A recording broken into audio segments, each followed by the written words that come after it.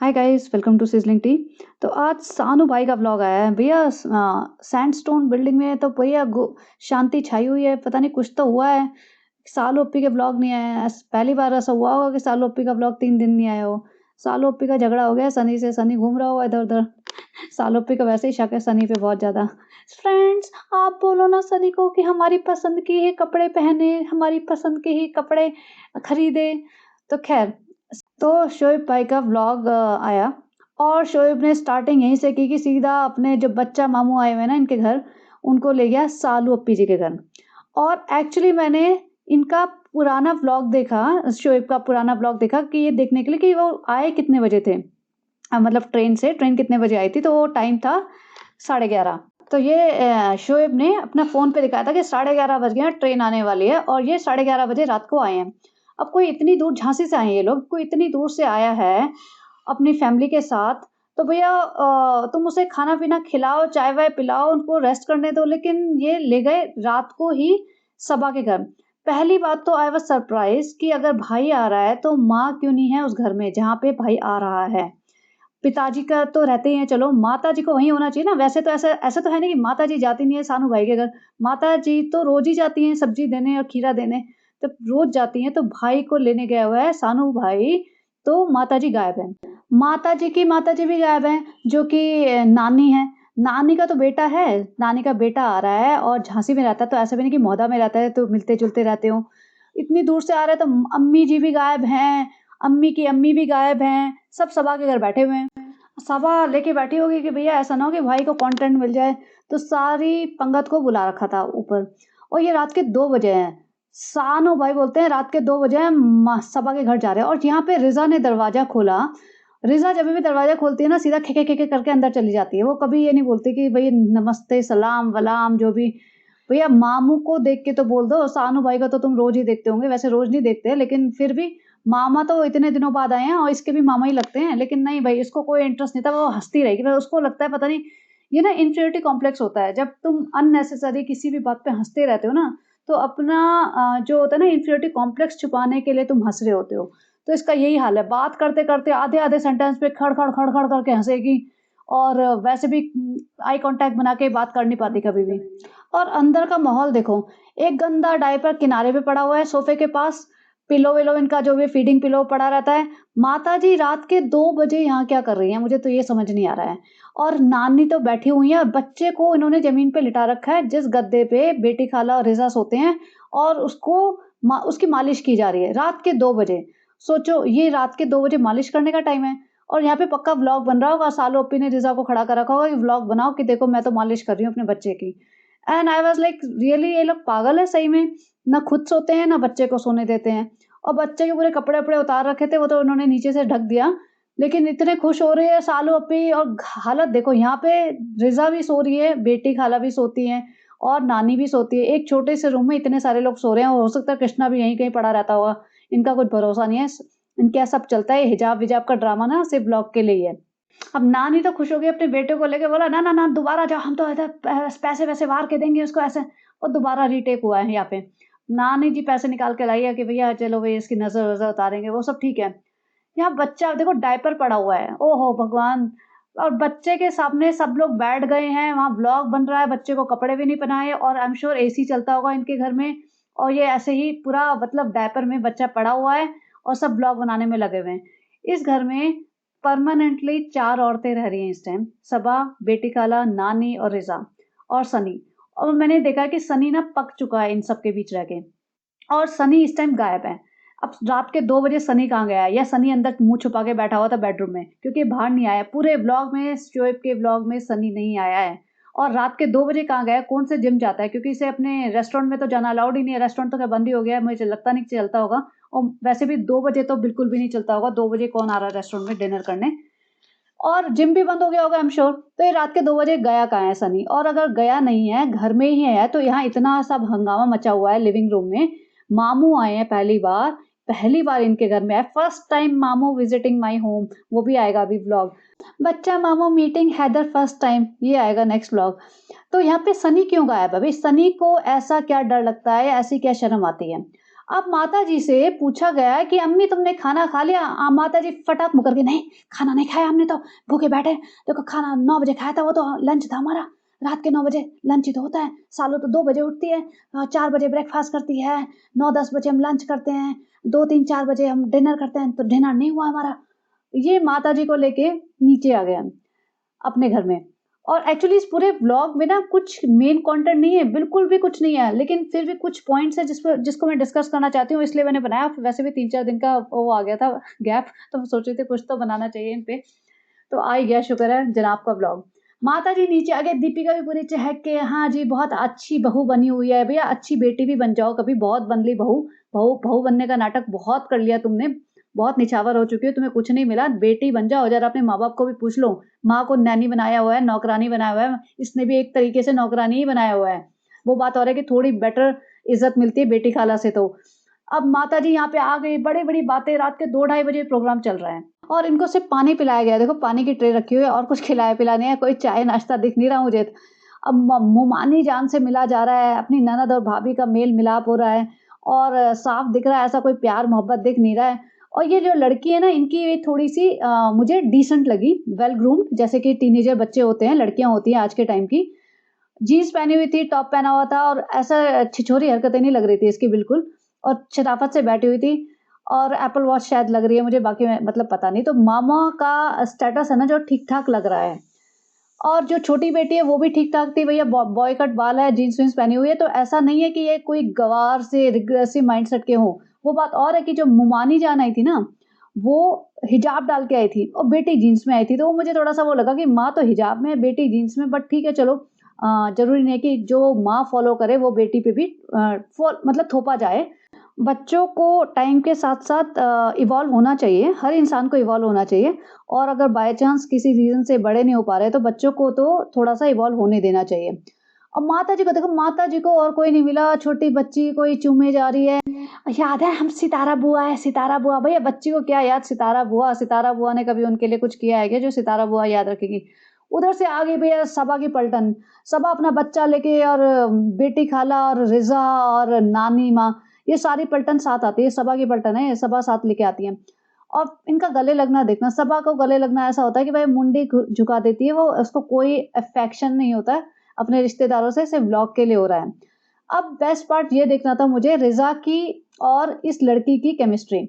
रिज़ा आया की तरह, नौकरानियों की तरह गले में इतना बड़ा दुपट्टा डाल के खड़ी हुई है, जबकि वो मुंबई में रहती है पिछले 10-12 साल से और इसमें बेसिक कॉमन सेंस नहीं है, सबको पता है मोटी बुद्धि है और वो लड़की जो आई एम श्योर रिज़ा से छोटी होगी एज में, बेटर लग रही है, कॉन्फिडेंट लग रही है, वेल ग्रूम्ड लग रही है और अगर इससे बात भी करवा लो, जैसे कि इसने बोला था शोएब ने कि दीपिका भी तुम्हारी रिस्पॉन्सिबिलिटी है that you have to talk to this girl in English only, तो वो इंग्लिश कोचिंग क्लासेस ले रही है कुछ, तो अगर उसने लड़की ने मुँह भी खोलेगी ना ये, तो रिज़ा से बहुत अच्छा ही बोलेगी।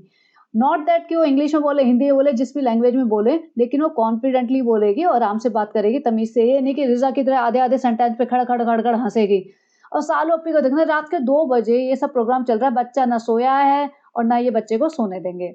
और रिज़ा ने तो उस लड़की से हाय हेलो भी नहीं किया था, ना गले लगी ना कुछ बात की, जबकि ये इसके मामा की भी तो बेटी है, द सेम रिश्ता हुआ, कज़न ही तो है, लेकिन नहीं, हमारी तो सालोपी सबसे अच्छी कज़न है, सालोपी हमारी मेंटर है, सालोपी हमारी फेवरेट पर्सन है, सालोपी ने हमारा इंस्टाग्राम खोला है, सालोपी ने हमें नौकरानी बनाया है, सालोपी हमें बिना पगार की नौकरानी बना के रखते हैं, तो सालोपी की सेवा करेंगे, बाकी और कज़न से हमें क्या लेना-देना। ये है रिज़ा की मेंटालिटी, सोचो। जबकि सब कज़न्स हैं इसके, लेकिन नहीं, सालू अप्पी की चमचागिरी करते-करते आगे-पीछे घूमना है और ऐसा नहीं कि वो अपनी खुशी से कर रही है। उसको इस तरीके से ब्रेन वॉश किया गया है, उसको ना ऐसे जैसे होता है ना कि एक असिस्टेंट बना के रखती है 24 घंटे। और हाँ, नेहा फैज़ी का जो कल वो लाइव आई थी, उसने बता दिया है कि रिज़ा कहीं कोचिंग नहीं जा रही है, वो महीने में 1 बार जाती है और जिस दिन व्लॉग बनता है ना, उसको बोला जाता है कि आज तुम कोचिंग चले जाओ, तो कि व्लॉग में दिखाना है, बहुत गालियाँ पड़ रही हैं। उस दिन ये कोचिंग जाती है। और पता नहीं वो जाती भी होगी या नहीं जाती, क्योंकि 1 महीने में 1 बार जाओगे तो कुछ भी तुम्हें समझ नहीं आने वाला है। ना तुम वहाँ फ्रेंड्स बना पाओगे, ना तुम टीचर से कुछ बात कर पाओगे, ना तुम्हें कोई सब्जेक्ट समझ में आएगा, कि क्या पढ़ा रहे हैं, कहाँ पे हो, क्या हो रहा है क्लास में, तो वो बिल्कुल यूज़लेस है जाना भी। और दूसरी बात कि बेटी खाला, खैर बेटी खाला के ऊपर बोलने का कोई पॉइंट ही नहीं है, बेटी खाला की आँखों के नीचे, आँखों के सामने ये सब ड्रामा चल रहा है, उनके दोनों बच्चों का फ्यूचर बर्बाद हुआ जा रहा है। उन्हें तो दिख ही नहीं रहा है, वो तो बिल्कुल अंधी हुई पड़ी है, वो तो उन्हें लगता है कि मेरी ज़िंदगी यहाँ इनके कदमों में ही गुज़र जाए, तो अच्छा है। बेटी खाला का कोई इंटरेक्शन नहीं दिखाया, भैया तुम्हारी कौन लगी है, भाई आई है, भाभी आई हैं, बच्चे आए हैं तो नहीं, बेटी खाला तो अपना दरवाज़ा बंद करेगी, हैदर पकड़ेगी, इधर-उधर बैठेगी, भई यही काम करने में लगी हुई है। और ये अपना बच्चा किसी को भी दे देते हैं। बच्चे को वो मुमानी जान है, पता नहीं कैसे उठा रही है, बच्चा गिर रहा है, पड़ रहा है, किसी को कोई परवाह नहीं होती है। सबसे बड़ी परवाह तो सालों-ओप्पी को होनी चाहिए, भैया पता नहीं कैसी माँ है, कोई भी कहीं से आया है, स्टेशन से आए हैं ये लोग, कपड़े भी ऑब्वियसली चेंज नहीं किए होंगे, रात के 11:30-12 बजे, 11:30 तो रेलवे स्टेशन पे पहुँचे, 12 साढ़े 12 बजे घर पहुँचे होंगे, रात के 2 बजे का सीन चल रहा है। और सबकी सूटकेसेज़, वे बहुत ही अनोइंग पार्ट था, सबके सूटकेसेज़ वहीं पे खुले हैं, लिविंग रूम में। मतलब आए हो, तुम्हें खाना बाद में खिलाएँगे, पहले सूटकेस खोल के हमें सामान दे दो, ये वाला सीन लग रहा था मुझे तो। और डब्बा को तो ऐसा था कि भैया भाई ने अपने घर बुला लिया तो सारी फुटेज मैं ही खा लूँ। हँसे जा रही है सेंटर में खड़े होके फालतू की नौटंकी कर के हँसे जा रही है, हँसे जा रही है। भई ये बताओ कि सनी कहाँ है? सनी गया है डेल्टा में। फ्रेंड सनी हमसे बोर हो गया था तो थोड़ा-सा उसको अपना मिज़ाज बदलना था तो वो डेल्टा में चला गया है फ्रेंड्स। आप बताइए कि उसे जाना चाहिए, नहीं जाना चाहिए? और ये भाभी जी ऐसी बहू बनी हुई है कि खाना लगा रही है। बेस्ट पार्ट ये था कि माताजी ने खाना नहीं खाया था, तो सिर्फ़ माताजी को ही डाइनिंग टेबल पे बुलाया गया है। ऐसा नहीं कि डब्बा और बेटी खाला को भी बुला लिया गया।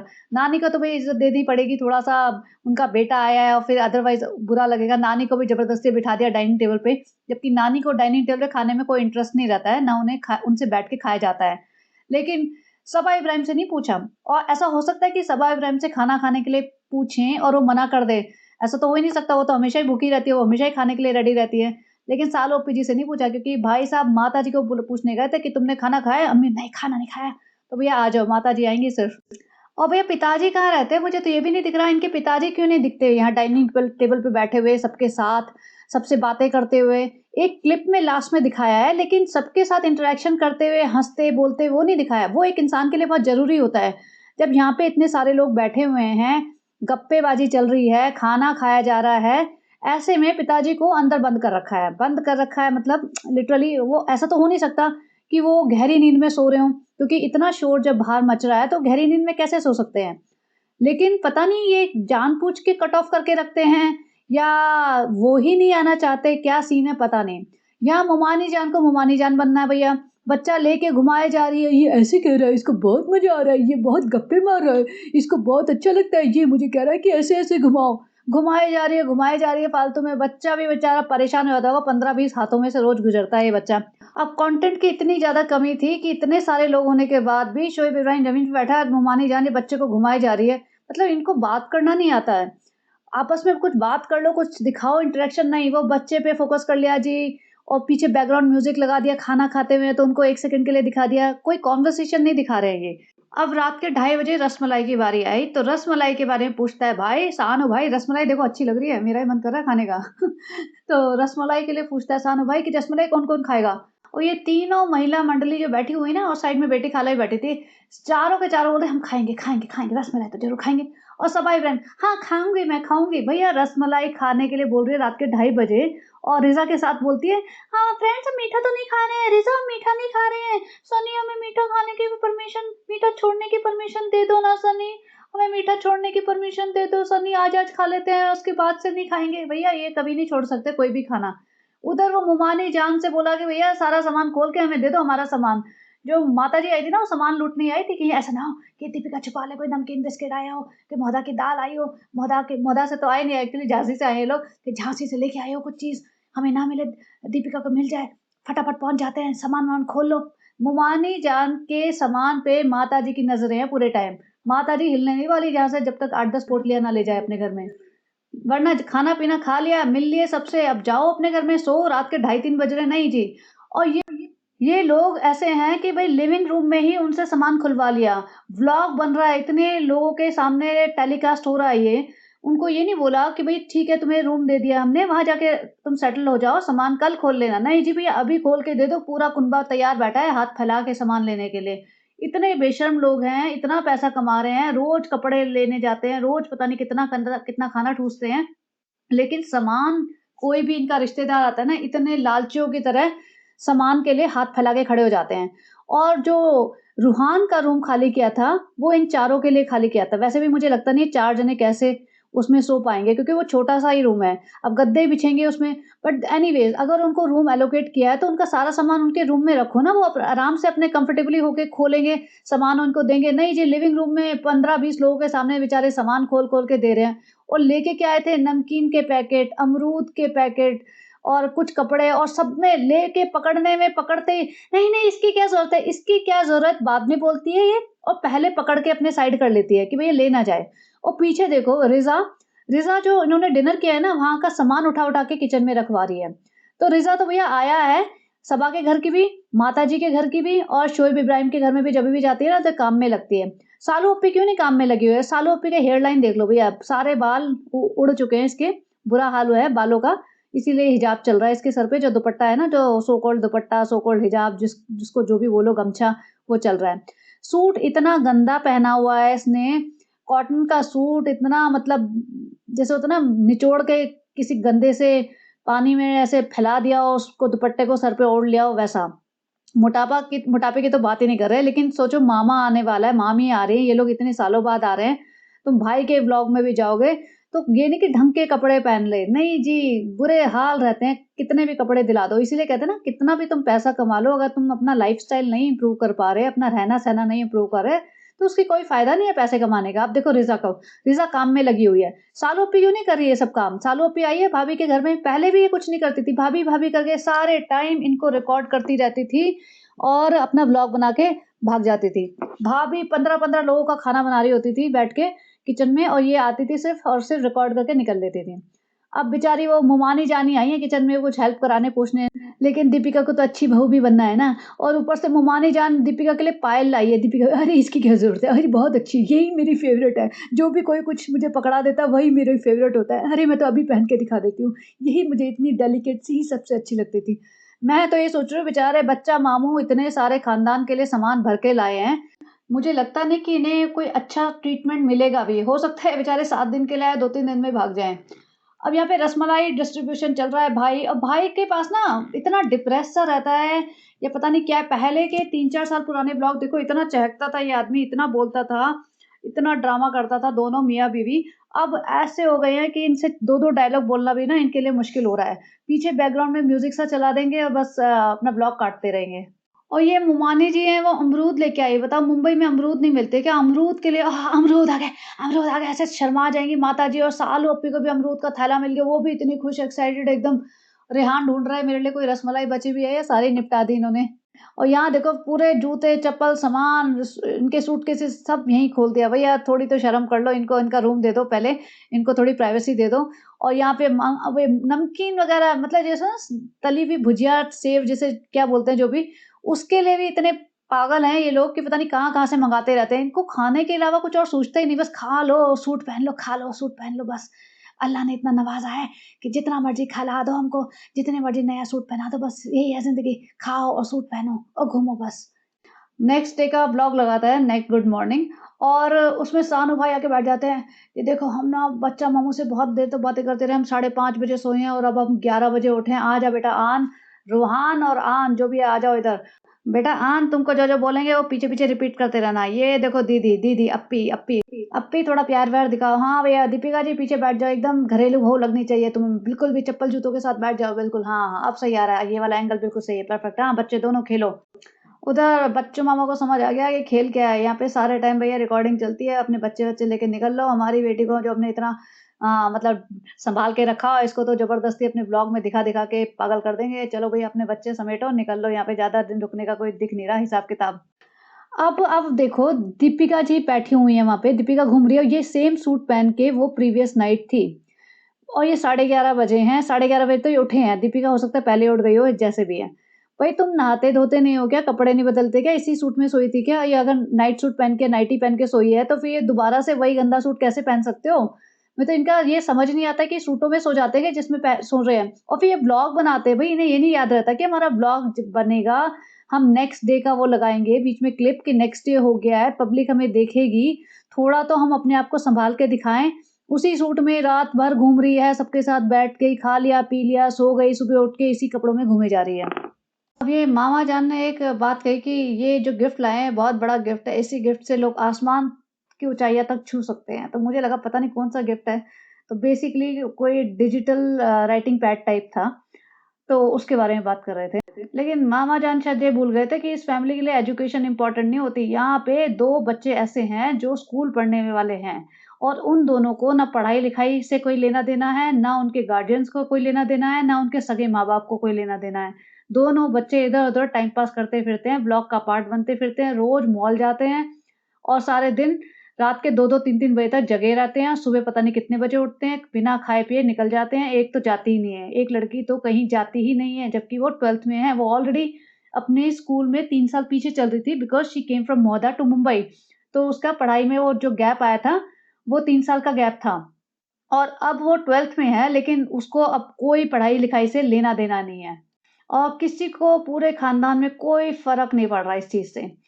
और दीपिका मैडम जी, हमने लंच की प्रिपरेशन कर दी है, कल बनवा दिया था घर में, लेकिन अब तो हमने छोले-भटूरे मँगवा दिए, कुलचे मँगवा दिए हैं। जनाब हाँ, हाँ, मैं नमाज़ पढ़ के आ गया हूँ, देखो पापा यहाँ बैठे हैं, पापा की एक झलक दिखा दी। पापा जी खाना खाने बैठे थे, लेकिन पापा जी ये सब नहीं खाते, छोले-भटूरे, कुलचे-वुलचे। माताजी भागी-भागी आए, भिंडी लेके आए हैं, भिंडी। अरे!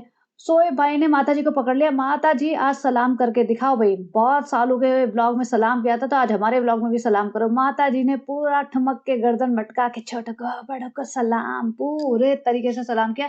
हाँ, इतनी अदाएँ नहीं दिखाई जितनी सालू अप्पी के में दिखाती थी। जनाब से थोड़ी-सी शर्मा जाती है माताजी, तो वो अदाएँ इतनी आ नहीं पाई, वरना पूरा वही डायलॉग मारा था, छोटों को, बड़ों को, अम्मी का प्यार भरा सलाम। दिल से चाहते हैं सबकी तरक्की हो, सबको अच्छे से लगे, सबकी सेहतमंद हो, दिल से चाहते हैं, बिल्कुल दिल से सबको सलाम करते हैं। 2 मिनट बच्चे को कंटेंट बना के बस मुमानी जान बैठ गई अपनी पायल पहन के ठुमकने। मुमानी जान ये बहुत अच्छी है, बहुत डेलिकेट है, अब तो रोज़ पहन सकती है, बहुत अच्छा किया आपने लेके आई मेरे लिए पायल, मुझे ऐसी ही पसंद है। मुमानी जान ने एक बार डिनर करा दिया, उसके बाद मुमानी जान थक चुकी है बस, अब नहीं कराने वाली कुछ भी। अब देखना आधे से ज़्यादा टाइम ये डब्बा के घर में पड़े रहेंगे, वहीं खाएँगे, वहीं पिएँगे और ड्राइवर के हाथ ही ये भेज देंगे इन्हें कि घूम फिर आओ। ये जाने भी नहीं वाले, भले इनके पास कोई काम ना हो। अब वो बात और है कि अगर मेरा पॉडकास्ट सुन लिया और फिर वो सोचे मेरे को रॉन्ग प्रूव करने के लिए या बाकी लोगों को प्रूव करने के लिए कि हम भी जा रहे हैं साथ में इनको घुमाने-फिराने। लेकिन अदरवाइज़ मुझे लगता नहीं कि ये जाएँगे कहीं भी इनको लेके। अगर 1 आध दिन लेके भी गए ना, पूरा व्लॉग बनाएँगे, उसके बाद थक जाएँगे और ये 2-3 दिन रेस्ट करेंगे और ड्राइवर के हाथ इन्हें सुबह से शाम तक भेज देंगे कि भैया घर में शांति रहनी चाहिए, हमें दिखने नहीं चाहिए, ये लोग इनको घुमा-फिरा लाओ, कहीं पे भी ले जाओ, बस मेरीन ड्राइव पे रख दो, 4-5-6 घंटे इन्हें वहीं भुट्टे-वुट्टे, चिप्स-पापड़ खा लेने दो। और मुमानी जान को जो जो झांसी वाली मुमानी जान है, उनका तो अभी मुँह बन गया भैया, 24 घंटे भी नहीं हो गए, उनका मुँह सूज गया, भैया ये क्या है, नौटंकी चल रही है 24 घंटे, यहाँ तो कोई कोई सच्चा प्यार, सच्ची मोहब्बत दिख नहीं रही किसी की। व्लॉग में तो इतनी सच्ची मोहब्बत दिखती है, टपक-टपक की दिखती है। यहाँ तो माँ-बेटा में, भाई-बहन में, भाभी में, बहू में, किसी में भी कोई सच्ची मोहब्बत दिख नहीं रही है। और वो सच्ची मोहब्बत का बड़े-बड़े नाम करने वाली वो सालू अप्पी और उसका पति पता नहीं कहाँ गायब है, पति तो दिख ही नहीं रहा है। भैया पति कहीं मौदा तो नहीं चला गया, दिल्ली तो नहीं चला गया अकेला कि भैया फ्रेंड बहुत ज़रूरी काम है, मैं जा रहा हूँ दिल्ली, फ्रेंड सालू आएगी पूरा टब्बर लेके 2-3 दिन बाद 8-10 औरतें आएँगी, फ्रेंड मैं उनके साथ जा नहीं सकता, फ्रेंड मैं बहुत पक जाता हूँ, तो फ्रेंड मैं अकेला चला जा रहा हूँ, फ्रेंड जब आएगी सालू देखना 8-10 औरतों के साथ, तब मैं उसको रिसीव करने पहुँच जाऊँगा रेलवे स्टेशन पे, फ्रेंड मुझे 2 दिन की तो शांति मिल जाए, फ्रेंड बहुत थक गया हूँ, बहुत पक गया हूँ इन औरतों की किच-किच में।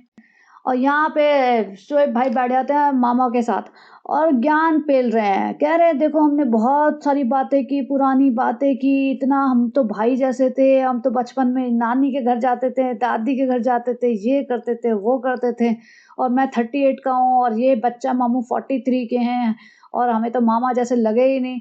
एंड आई वाज़ लाइक ये 43 के हैं, नानी तो 93 की है, तो भैया मतलब क्या ये नानी जब 50 साल की थी तब ये हुए थे क्या? भाई 50 साल में कौन औरत बच्चा पैदा कर रही है?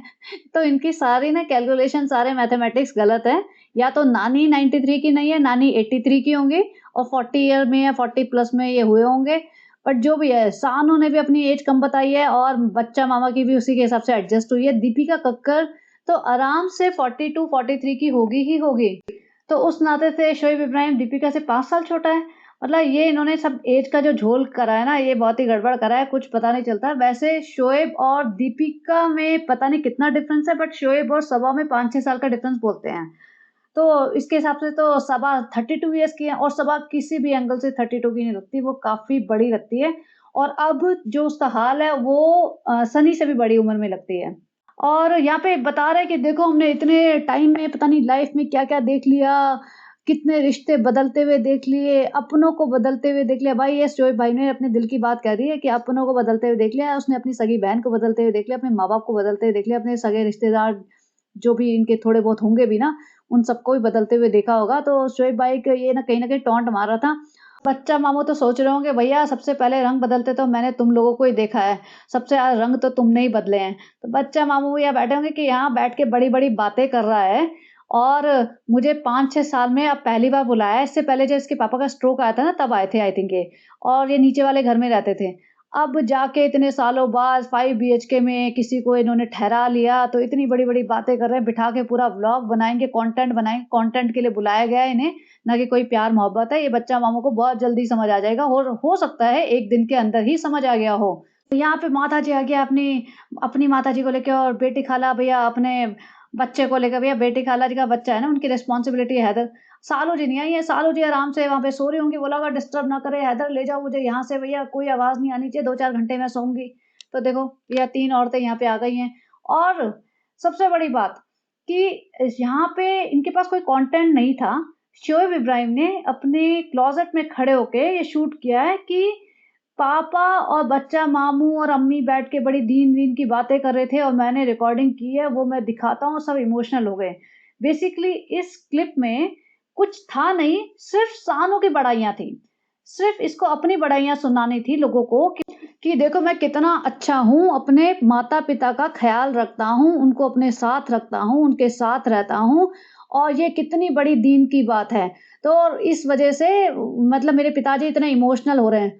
बेसिकली ये था एक टॉन्ट सनी पे भी और अगर जिसको नहीं समझ आया तो उनको समझ आ जाना चाहिए। ये बहुत बड़ा टॉन्ट सनी पे था कि भैया देख ले तो कितना लीचड़ इंसान है और एक्चुअली अगर ये डायरेक्ट टॉन्ट नहीं भी मार रहा तो हमें तो ये लग रहा है कि भैया सनी को देखना चाहिए कितना लीचड़ इंसान है, अपने माँ-बाप को छोड़ के यहाँ उसके सबा के कदमों में पड़ा हुआ है। ऐसा भी नहीं कि उसको बहुत आज़ादी मिल रही हो, बहुत कुछ मिल रहा हो कि इसने अपने माँ-बाप को छोड़ा हो, उसे कुछ नहीं मिल रहा।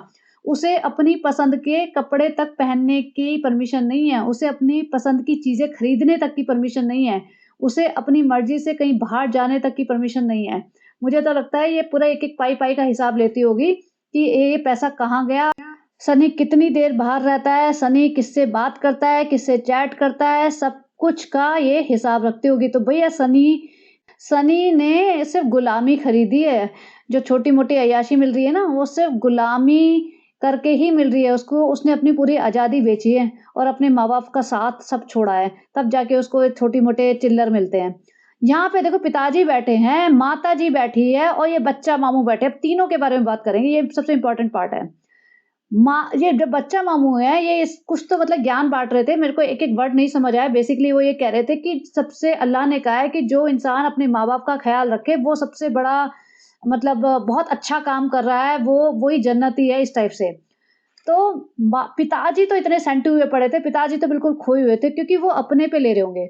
उन्होंने अपनी माँ को बिल्कुल नहीं सँभाला, अपनी बीवी के चक्कर में, उनकी बातों में आके क्योंकि हमें पता चल रहा है साफ़ कि सबा इब्राहिम के दादा की साइड के दादा-दादी की साइड के कोई भी यहाँ नहीं आता है। और अंकल जी की माताजी किसी के घर में बर्तन साफ करती थी बुढ़ापे की लास्ट स्टेज तक और शायद वो आँखों से भी उन्हें बहुत कम दिखता था और फिर किसी नाली-वाली में गिर के उनकी डेथ हो गई थी। जब लास्ट मिनट तक वो यही कहती रहती थी कि मुझे मेरे बच्चे से मिलना है इब्बू, इब्बू करके बोलती थी। अब ये बात सेकेंडरी है कि उनके एक और बेटा था, उनको भी सँभालना चाहिए, लेकिन हर बच्चे की रिस्पॉन्सिबिलिटी बनती है।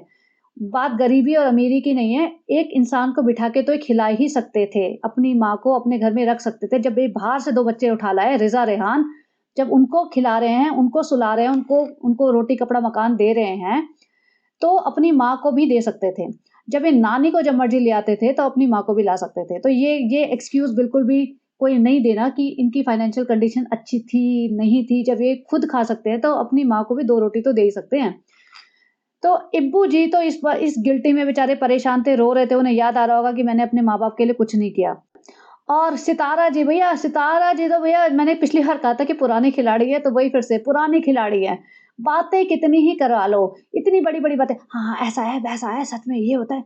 उनकी खुद की माँ ज़मीन पे पड़ी रहती है सारे दिन, ज़मीन पे सोती थी। सितारा जी फैल के अपने बेड पे सोती हैं एसी-वेसी चला के। ये इनके घर की बात बता रही हूँ, जब तक सालू ओप्पी के घर में अम्मी जी नानी जी शिफ्ट नहीं हुई थी। तो जभी भी नानी आती थी ना, उनका लिविंग रूम में गंदा-सा गद्दा डाल दिया जाता था और उसी पे पड़ी रहती थी, उसी पे बैठी रहती थी या तो ज़मीन पे ही बैठी रहती थी, ज़मीन पे बैठ के चाय पी रही होती थी।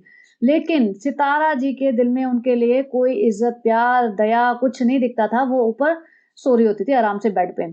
और अभी भी अपनी माँ को सबा के घर में भिजवा दिया है, वहाँ पे जगह भी नहीं है, कुछ दिन तो वो गद्दे पे ही ज़मीन पे किनारे पे पड़ी रही, फिर बाद में उनका एक फोल्डिंग बेड आया है। तो ये जो अम्मी जी बैठ के इतनी बड़ी-बड़ी बातें कर रही है ना, ये सब फालतू की बातें हैं, सिर्फ़ ब्लॉग के लिए। और ये बच्चा मामू भी इतना ज्ञान पेल रहे हैं, उनकी खुद की माँ का घर देखा है?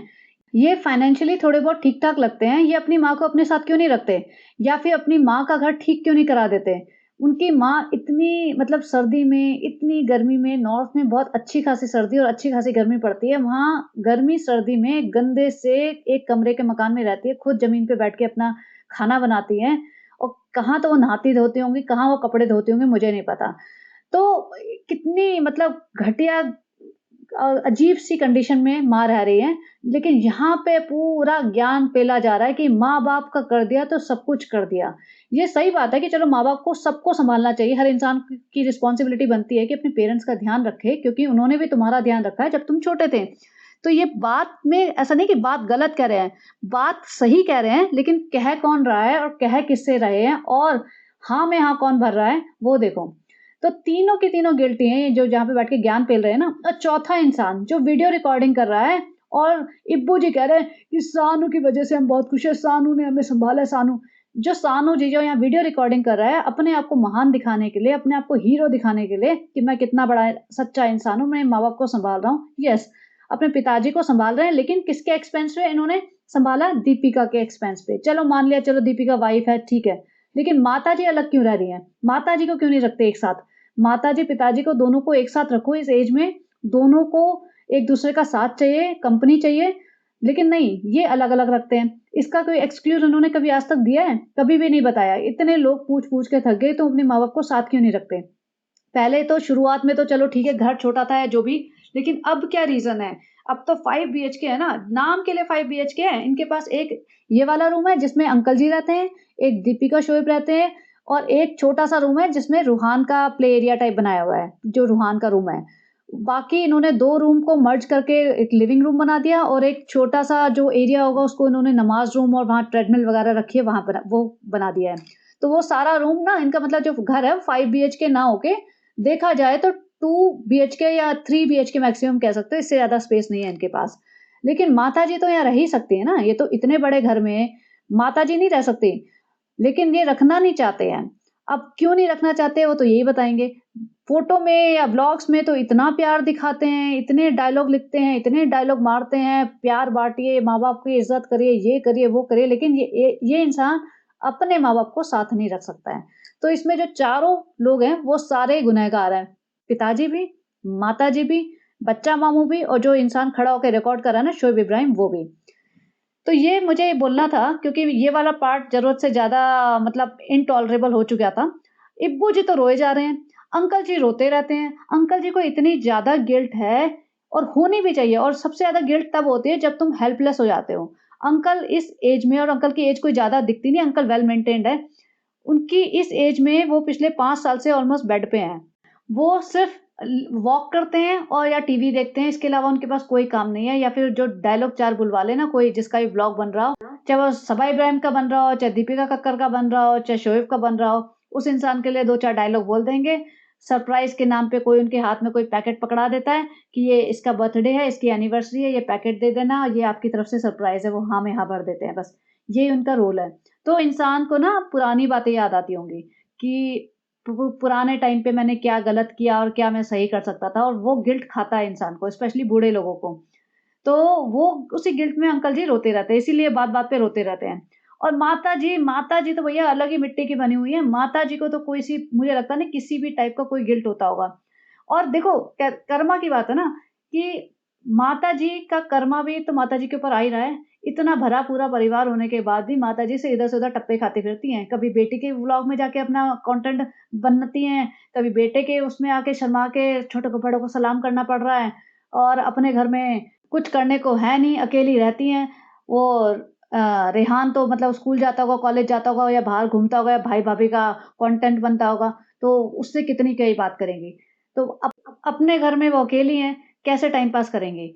और शोएब के घर में तो वो मतलब बिना परमिशन के या ऐसे ज़्यादा देर आ नहीं सकती, बैठ नहीं सकती।